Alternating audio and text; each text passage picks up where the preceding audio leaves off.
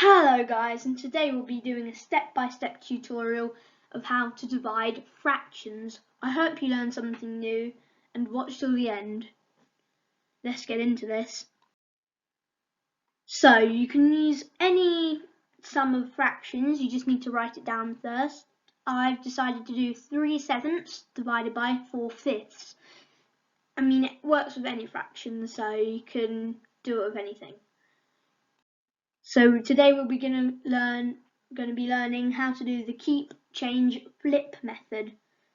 So first, you keep the first first fraction the same, so we keep 3/7. Then you change the divide into a time sign, and then you flip the last one upside down to make it 5/4. So there you go, and then you times 3 by 5 equals 15 and 7 by 4 equals 28. So that's your answer. That works with any numbers and even top-heavy fractions. Here's one for you to do on your own. Pause the video now and come back once you've got the answer.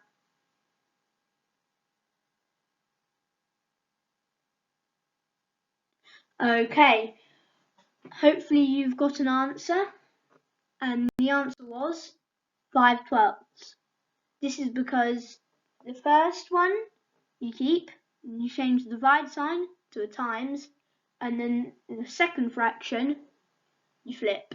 So it left you with 1 times 5 equals 5, and 3 times 4 equals 12. So 5/12 is the answer.